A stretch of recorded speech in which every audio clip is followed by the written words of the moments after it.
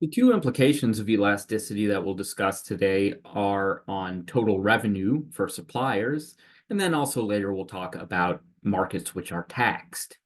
So starting with total revenue is simply equal to price times quantity. In other words, the quantity that the supplier sold times the price that they sold each one for gives us the total revenue that they brought in. So how is total revenue going to be impacted by elasticity? Well, again, elasticity is measuring how quantity changes when we have a change in price, at least price elasticity is. So let's think about this. When demand is inelastic, what is going to happen when we have an increase in price? Well, we're going to have an increase in price. The quantity change is going to be zero or close to zero because it's inelastic. So if price is increasing and quantity is either staying the same or decreasing by a very small amount, then total revenue will go up. Or inversely, if price goes down, quantity doesn't change very much, total revenue is going to fall.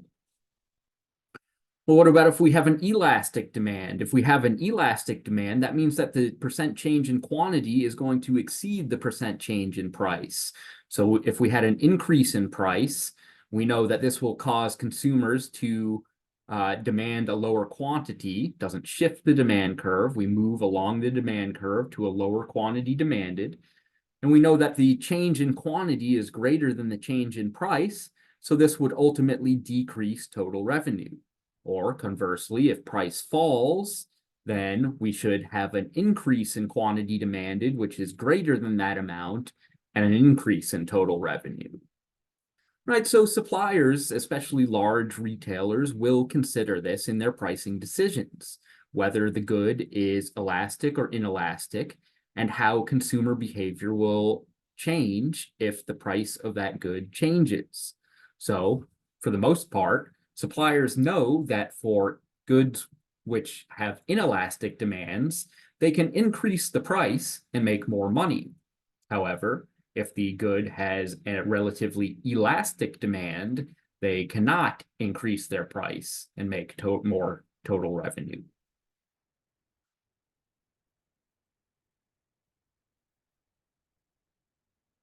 All right, the other implication going on ahead is in markets with tax.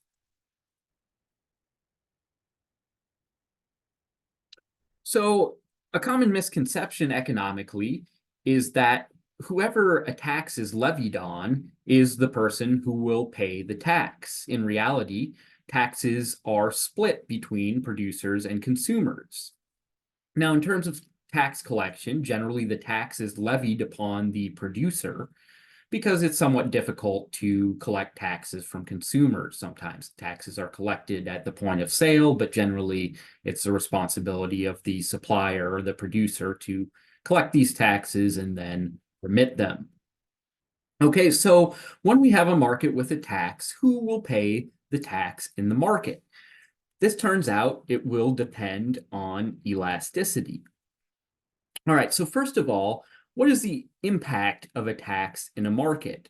Again, right now we haven't really introduced a government. It's more a macroeconomic concept to talk about government and the role of government, but I encourage you to think about that. For now, all we're saying is that if we have a tax in a market, it will shift the supply curve to the left. So here we see we've got our regular supply and demand. We've got our tax supply, which shifts the supply curve to the left. And then as a result, we get this new equilibrium price, which is paid by the consumers to the suppliers. But the suppliers don't receive that full price. They get that consumer price minus the tax. So we can see the amount of the tax, which is the vertical difference between the two supply curves. All right, so once again, these steps are going to be important moving forward as we look at the burden of the tax. Once we have this new tax supply curve, we now need to keep track of 2 points. We need to keep track of the price that consumers will pay and the price that producers will receive. with the difference being the amount of the tax, or the vertical difference between the two curves. All right, so again, we don't have much conception at this point of what is a functional government, why would they tax? We'll talk a little bit about that later, but for now, if there's a tax in the market, it shifts supply curve left. That alters the price consumers pay, the price that producers receive. This also creates what we call deadweight loss. We've seen deadweight loss before in the previous chapter, but we can see now that because the quantity on the market is smaller, it's Q1 instead of Q0, this triangle of deadweight loss is created by the tax. Right, so generally in economics, we say that taxes are inefficient in the sense that they create deadweight loss. However, we'll see some cases like negative externalities or pollution, where in economic theory, a tax could eliminate deadweight loss. In summary, though, if there are no externalities in the market, taxes will create deadweight loss, which is shown by this triangle here. All right, so how do taxes impact the market? So here, once again, we're looking at the same picture, except we have our surpluses drawn on there. We have our taxed supply. Here's the prices consumers pay. So formerly, consumers would have gotten consumer surplus in this triangle below demand, but above the original price. We can see that the consumer surplus is reduced. Producers would have gotten producer surplus above supply and below price. We can see that their producer surplus is reduced. And then there's this area of tax revenue created as the amount of the tax times how many units are sold and taxed on the market. In general, this is saying that when there's a larger price change, there's a larger deadweight loss. But we also want to know how the tax burden will be split. In other words, if there's a tax in the market, who will ultimately end up paying the majority of that tax? Right, so let's have a look here when demand is relatively inelastic. So in this picture, demand is supposed to be steeper than supply. We have our taxed supply curve there, our new consumer price. We subtract off the amount of the per unit tax to get to the amount producers will receive after the tax. We can see that some deadweight loss is created in this market. So who is paying more of this tax? Well, we can see here that the price increase for consumers is a little bit larger than the price decrease for producers, or in other words, of this area of tax revenue, the consumers are paying a little more of it in terms of the higher price that they pay relative to how much producers are paying of this tax. All right, maybe a more clear example here. We have a very inelastic supply. Supply is much steeper than demand is. All right, so let's put a tax in this market.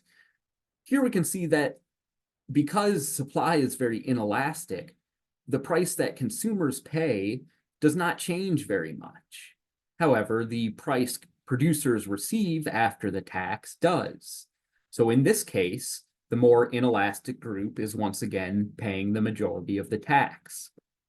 So in summary, from both of these pictures, the takeaway is that whichever group is more inelastic will end up paying a higher burden of the tax.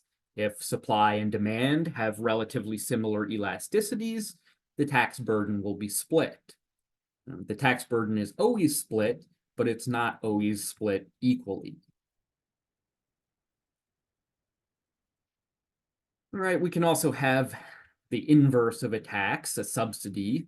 We didn't put that on a graph, but it would be possible to subsidize consumers to buy a higher quantity, or it would be possible to subsidize producers to sell a higher quantity. And then subsidies have direct and indirect costs, right? If we're subsidizing, or if the government is subsidizing people to buy or to sell, there's going to be some cost of that as the amount of the subsidy. And then there's also some indirect costs created in the case of deadweight loss. So once again, this is an example of a case where subsidies economically are going to be taken to be inefficient, except for if we have some market failure, and it would be better for society to have a higher market quantity. In that case, subsidy can potentially eliminate deadweight loss. So these are our two implications of elasticity. As always, if you have any questions, feel free to reach out to me via email.